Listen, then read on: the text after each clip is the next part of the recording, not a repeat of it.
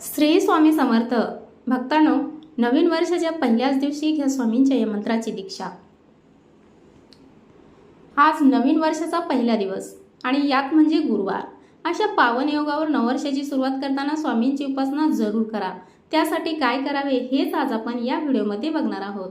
पण त्याआधी आपल्या चॅनलला नक्की सबस्क्राइब करून ठेवा, म्हणजे तुम्ही दररोज आपल्या स्वामी सेवेत राहणार आहात। अक्कलकोटचे स्वामी समर्थ हे दत्तात्रयाचे अवतार मानले जातात। असहाय्य, तेजहीन, दुर्बल झालेल्या समाजाला त्यांनी भिवू नकोस, मी तुझ्या पाठीशी आहे हा दिलासा दिला।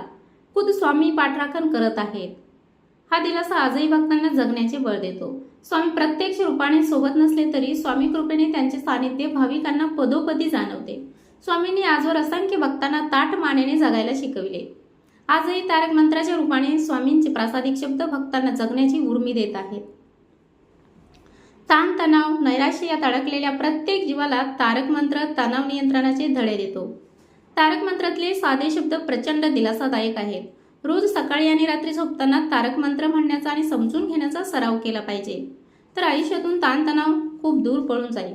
यासाठी तारक मंत्राची उजळणी आपण करायला हवी। निशंक होय रे मना, प्रचंड स्वामीबळ पाठीशी, अर्थक्य अवधूत हे स्मरणगामी, अशक्य ही शक्य करतील स्वामी। भक्तांनो, खरंच कोणत्याही कामाच्या सुरुवातीलाच मनात शंका कुशंका आणून उपयोग नाही। सुरुवात आत्मविश्वासाने झाली पाहिजे। त्यासाठी मन निर्भयी असले पाहिजे। भीती कशाची आणि कोणाची व का ठेवायची? कारण भूत स्वामीबळ आपल्या पाठीशी आहे, म्हणून हे मना सगळे तर्क कुतर्क बाजूला सारून कामाच्या ठिकाणी एकाग्र हो। आपण प्रयत्न करायचे, बाकी फळ द्यायचे। फळ काय द्यायचे ते स्वामी स्वतः बघून घेतील। जिथे स्वामी पाय तिथे न्यून काय, स्वयं भक्त प्रारब्ध घडवी ही माय।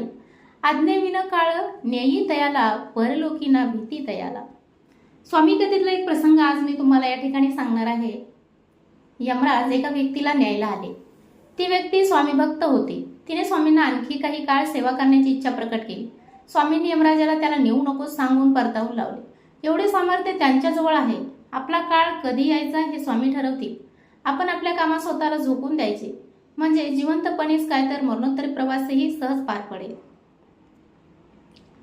उगाची भीतोशी भय हे पळू दे, जवळी उभी स्वामी शक्ती कळू दे।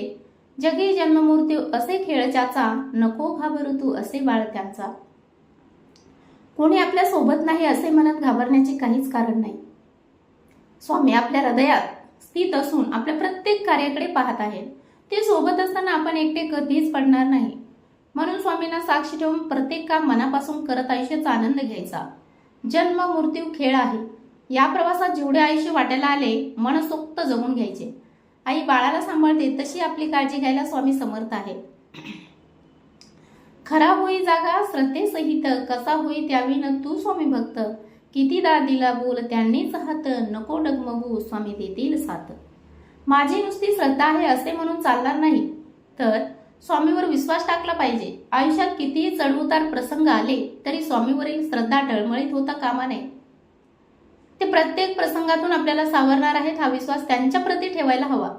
ते आजवर जसे मदतीला धावून आले तसे पुढेही येतील, पण त्यासाठी आपल्याला त्यांच्या कृपेस पात्र होता आले पाहिजे। विभूती नमन नामध्यानाने तीर्थ स्वामीचा हा पंच प्राणामृतात, हे तीर्थ घे आठविरे प्रचिती न सोडी कदा, स्वामी जगे घे हाती। स्वामींची भक्ती करायची आहे ना, मग प्रामाणिकपणे आपले विहित कर्म पूर्ण करा, कारण काम हाच ईश्वर आहे। काम सोडून जबाबदारी जपून स्वामी भक्ती करणे स्वामींनाही आवडणार नाही। ते सर्वत्र व्यापून आहेत। हर तऱ्हेने केलेली सेवा स्वामी चरणी रुजू होते। त्या सेवेची स्वामी नोंद ठेवतात आणि आपल्या साह्याला धावून येतात।